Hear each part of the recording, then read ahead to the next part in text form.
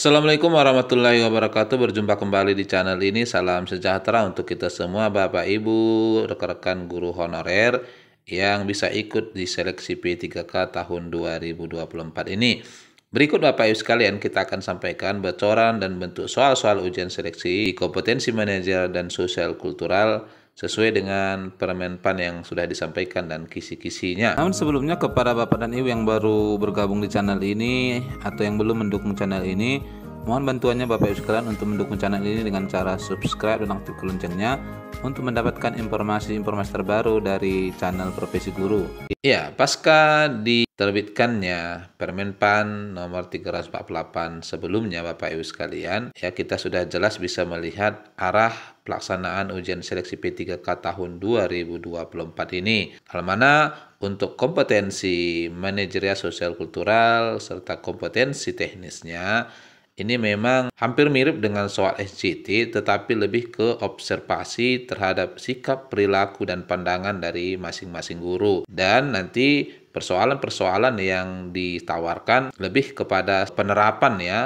Jadi kita di sini mengambil tindakan atau sikap sesuai dengan pandangan, sikap, dan perilaku yang seharusnya sebagai guru. Nah, untuk kompetensi manajerial sosial kulturalnya, secara indikatornya masih sama dengan tahun-tahun sebelumnya, barangkali hanya bentuk perubahan soalnya saja yang barangkali sedikit bergeser. Dan di sini kita coba akan bahas ini Bapak Ibu sekalian untuk soal manajerial dan sosial kultural yang terbaru ya, pernah dipergunakan oleh Kemendikbud untuk mengetahui kemampuan dari kompetensi ini dari guru itu sendiri. Di sini kita akan bahas bentuk soal-soal terbarunya ya. Soal nomor 1, Anda adalah seorang guru di sebuah sekolah menengah dan ingin membantu peserta didik mengembangkan kemampuan mereka dengan memberikan tugas yang menantang. Jadi kata kuncinya di sini Bapak Ibu sekalian adalah ini ya, memberikan tugas yang menantang. Nih, Anda memiliki seorang peserta didik yang menunjukkan potensi tinggi dalam matematika, tetapi dia cenderung malas. Upaya yang akan Anda lakukan adalah, nah ini adalah manajerial Bapak Ibu ya sebagai seorang guru, karena opsinya di sini ada 4. Seandainya ini Bapak Ibu sekalian soal yang muncul di hadapan Bapak Ibu, kira-kira Bapak Ibu pilih yang mana? Baik Bapak Ibu, kita coba lihat. Opsi 1, tidak membedakan pemberian tugas sehingga semua peserta didik memiliki kesempatan yang sama untuk berkembang. Ini jelas berbeda dengan soal yang diminta tadi ya. Di sini tadi diminta memberikan tugas yang menantang. Opsi 2, memberikan tugas sesuai dengan kemampuannya dan memberikan bimbingan dengan ekstra jika diperlukan. Nah, ini mungkin skor yang lumayan ya. Masih ada kaitannya dengan tugas menantang tadi. Opsi 3, memberikan tantangan untuk menjadi tutor sebaya bagi peserta didik lainnya yang kesulitan memahami materi. Nah, ini tantangan yang diberikan agar dia lebih rajin ya. Di sini adalah malas. Opsi 3 ini bagus. Kemudian opsi 4, berbicara dengan peserta didik untuk menilai minat dan tingkat kesiapan pembelajaran dalam proses pembelajaran. Ini mungkin opsi rendah ya Bapak Ibu sekalian, karena tadi memang yang diminta di soal adalah memberikan tugas menantang, ingin membantu peserta didik ya mengembangkan kemampuannya, tapi cenderung malas. Maka opsi yang paling tinggi di sini Bapak Ibu sekalian adalah opsi ketiga ya, memberikan tantangan untuk menjadi tutor sebaya bagi peserta lainnya yang kesulitan memahami materi. Jadi kita manfaatkan kelebihannya sehingga kemudian kita berikan tanggung jawab menjadi tutor. Tentu dengan menjadi tutor maka rasa malasnya itu akan hilang dengan memberikan kesempatan menjadi pengajar juga. Itu tantangan kalau menurut saya. Bagaimana dengan jawaban Bapak Ibu? Kemudian soal nomor 2, Anda adalah seorang guru di sekolah yang memiliki peserta didik dari berbagai latar belakang budaya. Ini adalah soal sosial kultural ya, agama, dan etnis. Beberapa peserta didik sering menghadapi kesulitan dalam berinteraksi dengan peserta didik lainnya yang berbeda latar belakang. Jadi kata kunci di sini permasalahannya adalah sering menghadapi kesulitan dalam berinteraksi, begitu ya. Anda ingin menciptakan lingkungan yang mendukung toleransi dan menghargai perbedaan di antara peserta didik. Jadi ini adalah keinginannya, menghargai perbedaan kemudian mendukung toleransi. Upaya yang akan Anda lakukan adalah Jika ini soal yang muncul di hadapan Bapak Ibu, kira-kira Bapak Ibu pilih jawaban yang mana ini Bapak Ibu sekalian? Baik, kita coba lihat satu persatu. Opsi 1, membuat kelompok belajar yang terdiri dari berbagai latar belakang sebagai bentuk kerjasama lintas budaya. Ini bagus ya, opsi nomor 1 bagus. Cuman kita lihat mana paling tinggi skornya. Mendorong peserta didik untuk dapat bersosialisasi dan mampu menyelesaikan masalahnya sendiri tanpa campur tangan. Ini sepertinya skor rendah ya. Berdiskusi dengan peserta didik dan membuat kesepakatan belajar untuk kebijakan anti perundungan di kelas. Ini sepertinya tidak menyentuh dengan apa yang tadi disebutkan ya, karena tidak ada di soal disebutkan terkait perundungan. Menjelaskan dan memberi pengertian kepada peserta didik jika kita hidup dalam keberagaman Bhinneka Tunggal Ika. Ya, ini pun boleh. Namun dari sini ya Bapak Ibu sekalian, maka jawaban yang memiliki skor paling tinggi adalah opsi 1 ya. Ini membuat kelompok belajar yang terdiri dari berbagai latar belakang sebagai bentuk kerjasama lintas budaya. Jadi toleransi, menghargai perbedaan kita selesaikan dengan cara menyusun kelompok dengan berbagai latar belakang. Jadi di sana mereka akan berbau dan bersosialisasi. Itu ya. Gimana dengan jawaban Bapak Ibu? Boleh nanti dituliskan di komentar ya Bapak Ibu. Soal nomor 3. Dalam perayaan kemerdekaan, sekolah akan mengadakan sebuah acara yang condong pada budaya dari mayoritas suku warga sekolah. Jadi di sini persoalan yang ditawarkan adalah adanya sebuah acara yang condong ke mayoritas gitu ya. Hal ini menyebabkan beberapa peserta didik dan guru dari suku lain merasa kurang nyaman. Anda merupakan salah satu panitia acara tersebut, sehingga hal yang sebaiknya Anda lakukan adalah ya, jika situasinya seperti ini Bapak Ibu sekalian, ya di sini kalau kita lihat ini adalah materi sosial kultural ya. Ini maka mana opsi yang paling cocok menurut Bapak Ibu? Memfokuskan diri pada kelancaran acara dan mengatasi masalah yang muncul dengan segera. Ini agak rumit ini ya. Persoalan-persoalan yang muncul belum tentu sesuai dengan apa yang kita duga begitu ya. Opsi 2, mengusulkan untuk membatalkan acara tersebut dan mengadakan acara lain yang lebih netral. Ini gimana menurut Bapak Ibu? Kalau menurut saya opsi 2 ini juga masih skor rendah. Opsi 3, mengusulkan mengadakan acara di tahun depan yang tidak identik dengan budaya suku tertentu. Ini bisa skor mendekati ya, tapi ini sesuatu yang kurang bijak begitu ya, karena sudah dibuat panitianya begitu, artinya pilihan skornya masih kurang maksimum. Kemudian opsi 4, melakukan diskusi dengan panitia lain untuk mengurangi resiko kesalahpahaman yang terjadi. Nah, dari opsi 4 ini menurut Bapak Ibu mana kira-kira yang paling berskor tinggi?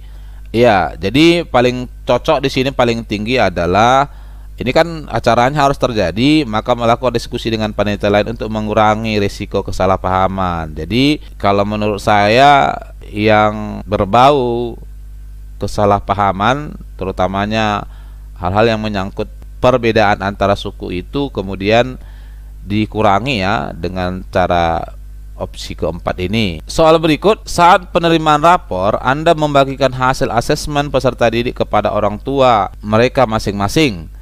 Saat pertemuan dengan orang tua, Anda mendapat keluhan terkait hasil asesmen yang kurang detail karena kurang menjelaskan karakteristik kemampuan anak mereka. Jadi persoalannya adalah keluhan terkait hasil asesmen yang kurang detail. Padahal asesmen tersebut sudah sesuai dengan prosedur dari sekolah. Apa yang Anda lakukan untuk mengatasi masalah tersebut? Nah, ini di soal ini berarti kita dapat kesimpulan bahwa pernyataan yang ini dibuat sesuai dengan prosedur sekolah, berarti ini terkait dengan kekurangpahaman orang tua ya, begitu ya. Opsi 1, menjelaskan kepada orang tua bahwa hasil belajar telah sesuai dengan prosedur sekolah. Ini mungkin tidak berkaitan dengan permasalahan ya. Opsi 2, mengkaji ulang pelaporan hasil asesmen yang telah dibuat sebagai perbaikan ke depannya. Ya, ini opsi rendah ya, karena tadi sudah sesuai dengan prosedur sekolah disebutkan di sini. Opsi 3, menampung keluhan orang tua peserta didik untuk perbaikan pada semester berikutnya. Ya, mungkin ya Bapak Ibu sekalian ini lumayan tinggi skornya. Opsi 4, membuat hasil yang lebih detail untuk disampaikan kepada orang tua peserta didik. Ya, ini juga lumayan tinggi ini skornya. Kita lihat opsi kelima, mendiskusikan dengan kepala sekolah untuk mendapat solusi masalah tersebut. Ya, jadi Bapak Ibu sekalian, jika ini soal yang muncul di hadapan Bapak Ibu, kira-kira opsi yang mana ini yang Bapak Ibu pilih? Baik Bapak Ibu sekalian, kalau menurut saya dinyatakan di soal bahwa hasil tersebut sudah sesuai dengan prosedur dari sekolah. Nah, prosedur dari sekolah berarti sudah dimusyawarahkan sesuai dengan aturan yang diberikan oleh pemerintah. Maka opsi yang paling tinggi nilainya adalah membuat hasil yang lebih detail untuk disampaikan kepada orang tua peserta didik, ya. Ini karena keluhan personal, jadi tidak secara umum. Itu ya Bapak Ibu.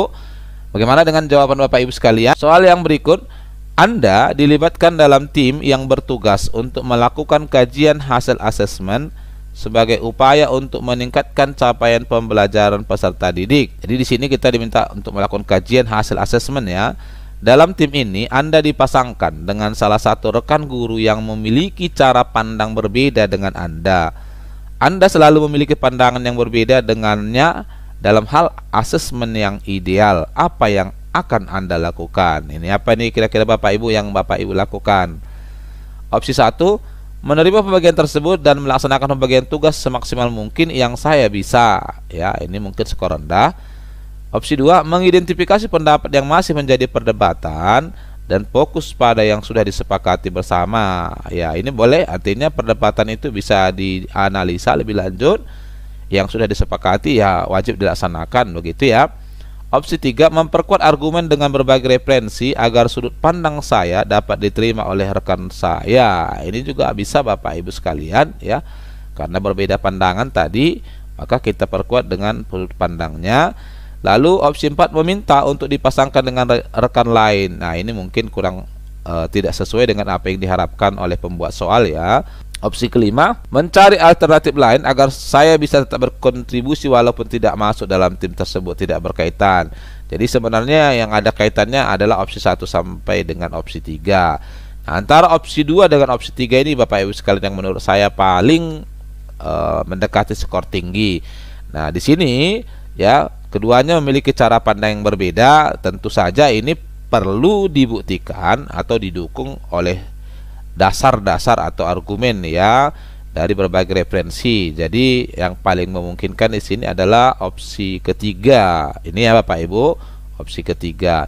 Ini agak mirip-mirip. Saya tidak tandai ya Bapak Ibu soalnya biar Bapak Ibu juga bisa menyimak, sama-sama kita menyimaknya. Soal yang berikut ini Bapak Ibu sekalian, dalam pembelajaran berbasis project, Anda bersama guru lain telah merancang tema pembelajaran beserta jadwalnya. Oke. Namun, seiring dengan berjalannya program, salah satu guru yang bergabung dalam tim ini sering absen dan meninggalkan kelasnya karena harus pergi keluar kota. Kepergiannya itu mempengaruhi jadwal pembelajaran yang sudah dirancang, betul. Di sisi lain, ia adalah guru senior yang waktunya memang sangat terbatas. Jadi ini guru senior nih Bapak Ibu sekalian, gimana nih kira-kira? Apa tindakan Anda? Jadi yang ternyata banyak bepergian itu adalah guru senior, ya. Opsi 1, menyampaikan kekhawatiran Anda dengan guru lain agar mereka dapat membantu untuk menyusun kembali jadwal. Ya, ini salah satu solusi, ya. Cuman belum bisa kita pastikan apakah solusi terbaik. Opsi 2, menyerahkan permasalahan ini kepada wakil kepala sekolah bagian akademik agar dapat diupayakan untuk ditindaklanjuti. Nah, sebaiknya memang belum dibawa ke sana, ya. Ini masih antara tim dulu. Opsi 3, mencoba mengadakan pertemuan dengan guru tersebut untuk mendiskusikan keterlibatannya secara langsung. Ini bagus, ya. Bisa opsi 3. Kita coba lihat opsi yang lain. Menawarkan diri membantu guru tersebut untuk mendampingi peserta didik ketika ia sedang tidak dapat mengisi kelas, juga bagus. Boleh. Nah, di sini nanti kita lihat apa maksud dari kalimat guru senior ini sebenarnya. Kemudian yang kelima, mengadakan pertemuan dengan tim untuk mengevaluasi program ini agar tidak terlalu jauh dari jadwal yang telah ditetapkan. Juga boleh Bapak Ibu sekalian. Kalau ini soal yang muncul di hadapan Bapak Ibu, kira-kira Bapak Ibu pilih opsi yang mana nih Bapak Ibu sekalian? Baik Bapak Ibu sekalian, kita tetap berpatokan bahwa kita ini tim, ya. Dalam arti tim itu keputusan-keputusannya harus dibicarakan secara bersama. Jadi tidak bisa kita ambil keputusan sendiri, begitu ya. Maka dari opsi-opsi yang ditawarkan ini sebenarnya Bapak Ibu sekalian, opsi 2 itu kurang tepat, ya. Opsi 3 boleh, kita langsung mengadakan pertemuan tapi kita sendiri yang mengambil kebijakan. Sementara ini kita bicara tim. Maka yang paling tepat kalau menurut saya adalah opsi kelima ini dulu. Mengadakan pertemuan dengan tim untuk mengevaluasi program ini agar tidak terlalu jauh dari jadwal yang telah ditetapkan. Jadi dalam hal ini nanti ada evaluasinya. Kemudian bisa saja diambil solusinya di opsi keempat gitu ya. Nih, tapi itu kan sudah menjadi keputusan tim, bukan keputusan pribadi. Itu ya kalian bawa menurut saya Bapak Ibu sekalian. Anda menghadapi orang tua peserta didik yang kesulitan memahami isi laporan capaian belajar peserta didik dan sempat menyampaikan protes bahwa seharusnya format laporan tidak perlu dibuat kompleks ya. Jadi persoalannya adalah ada orang tua yang mengalami kesulitan memahami isi laporan capaian belajar peserta didik, begitu ya. Di sisi lain, Anda memiliki wewenang yang terbatas untuk mengganti format laporan tersebut. Apakah yang Anda lakukan? Jadi di sini dibatasi ya. Kita tidak memiliki wewenang untuk menggantinya. Nah, tentu saja dari sini ya Bapak Ibu sekalian, ditanyakan di sini apa tindakan kita. Yang pertama, menjelaskan aspek penilaian yang digunakan sebagai pembuatan laporan capaian belajar secara lengkap. Yang kedua, meminta umpan balik untuk mengkaji kembali mengenai hal apa saja yang dapat memudahkan mereka memahami isi laporan. Jawaban ketiga, memberikan penjelasan kepada orang tua atau wali peserta didik terkait batasan wewenang Anda terhadap perubahan format laporan. Yang keempat, menyediakan waktu untuk mengakomodir orang tua peserta didik yang membutuhkan penjelasan lebih terkait laporan capaian belajar peserta didik. Yang kelima, memberikan pemahaman bahwa format tersebut sudah berdasarkan standar umum di sekolah negeri. Ya, jadi kalau menurut saya ini masalahnya bukan penggantian format, tapi kemudian adalah membantu orang tua untuk bisa memahami ya. Nah, oleh karena itu kalau jawaban pertama ini kan dasar sekali menurut saya tidak cocok. Kemudian meminta umpan balik juga, karena ini tidak mungkin berlaku untuk semua orang tua ya. Jadi bisa saja hanya beberapa. Nah, oleh karena itu bila ada orang tua yang mungkin kewalahan memahaminya, maka opsi yang paling tepat adalah di jawaban keempat ini ya. Karena ini memang tidak berlaku untuk semua orang tua, namun ada kadang orang tua yang juga mempertanyakan, maka sebagai wali kelas yang juga tidak berhak untuk mengubah adalah menyediakan waktu untuk mengakomodir orang tua peserta didik yang membutuhkan penjelasan lebih terkait laporan capaian belajar peserta didik. Nah, inilah jawaban kalau menurut saya yang skornya paling tinggi ya Bapak Ibu sekalian.